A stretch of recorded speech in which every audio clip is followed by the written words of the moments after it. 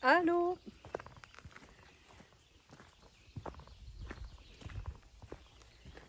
Aujourd'hui, je t'amène en balade parce que je suis en balade avec mon chien, Mika. Ah, Mika? Oui. Et puis, j'avais envie de partager certaines choses que j'ai compris. Il y avait quelque chose que je ne comprenais pas tellement dans le concept de l'entité maîtresse. Et qu'est-ce que c'est l'entité maîtresse que j'ai compris par une vidéo de Denis Jutras? C'est vraiment comme un gardien du seuil.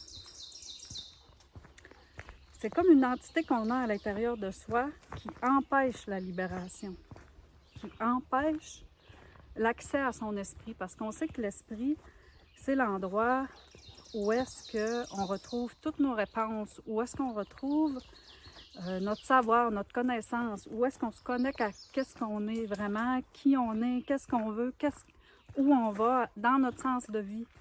C'est l'endroit aussi où est-ce qu'on a vraiment la santé parfaite et un endroit aussi à l'intérieur de nous qui est fait de silence. Donc, pour accéder à cet endroit-là, ben, c'est certain qu'il y a un travail sur soi à faire. Puis, dans ce travail-là, moi, il y avait comme un flou qui subsistait. Et puis là, j'ai été éclairée par cette vidéo-là parce que j'ai compris comment l'entité maîtresse se présentait pour moi. Puis j'ai vu qu'elle était là depuis que j'étais née. L'entité maîtresse arrive quand on est né, par toutes les programmations puis les mémoires qui se transmettent.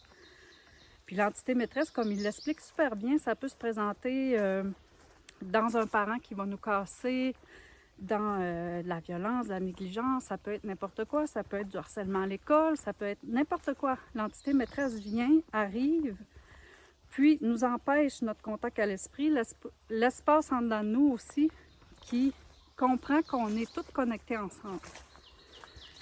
Donc, oui, j'ai compris, moi, comment qu'elle se présentait, l'entité maîtresse. Puis je l'ai vécu beaucoup cette semaine parce que je veux marcher dans mon projet. Puis mon projet, c'est un projet de libération. C'est un véhicule d'ascension pour moi que j'ai créé. Et puis là, j'avais pas de réponse. Puis je procrastinais. Puis là, il se passait rien. Puis j'avais pas... Je faisais des tentatives de faire des choses. Puis il n'y a rien qui aboutissait. Puis il n'y a rien qui marchait.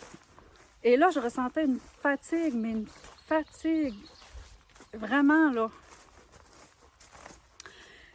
Et cette fatigue-là, c'est pas d'hier que je la ressens, c'est une fatigue qui m'a souvent visitée. Et là, j'ai compris l'entité maîtresse qui agissait à travers cette fatigue-là. Ouais, j'ai dit, ben oui, elle veut pas que j'avance, elle veut pas que je me libère, elle veut pas que j'accède à mon esprit, elle veut pas. Mais non, elle va tout faire, elle, pour que moi, je reste dans le troupeau, que je reste là, puis que j'accède pas à mes capacités, que j'accède pas à ce qui est là pour moi, à toutes nos pouvoirs de l'esprit, c'est là qu'ils sont, c'est ça qu'il faut développer. Et en lien avec les pouvoirs de l'esprit, cette semaine, j'ai vu un film avec Morgan Freeman et Scarlett Johansson, c'est le film Lucie. Alors dans le film Lucie, on explique vraiment qu'est-ce qui arrive à un être humain s'il utilise toutes ses capacités de cerveau. Puis c'est intéressant de voir à la fin qu'est-ce qui se passe quand le 100% est arrivé. Parce que quand on sait que tout va disparaître, bien, on comprend pourquoi ce film-là, il nous fait vraiment comprendre que l'être humain en chemin, l'être humain dans les races qui s'en viennent, bien, on n'aura plus le monde qu'on a là parce que les capacités vont vraiment augmenter, parce que la quarantaine est levée, puis parce que la libération est possible.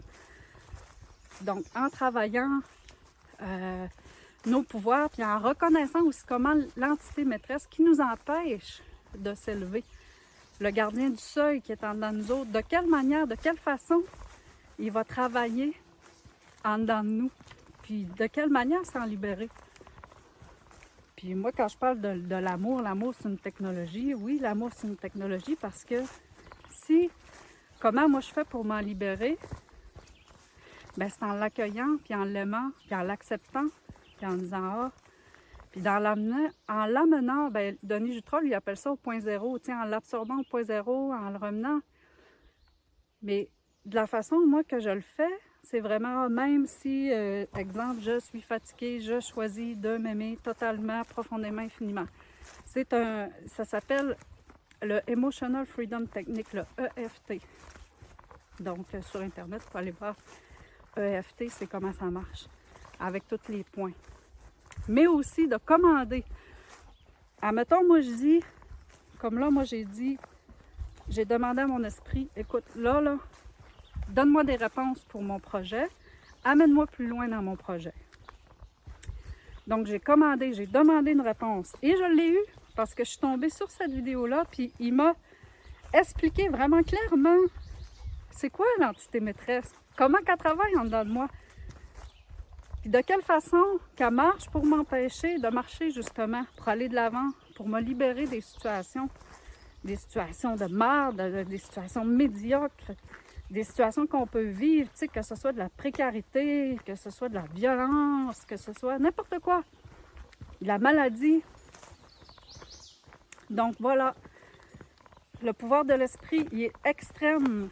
Puis actuellement, on est vraiment aidé par toute l'énergie qui arrive. Donc, quand il y a des situations, commandez, je demande. Et soyez à l'affût. Sur ça, merci. Bonne libération.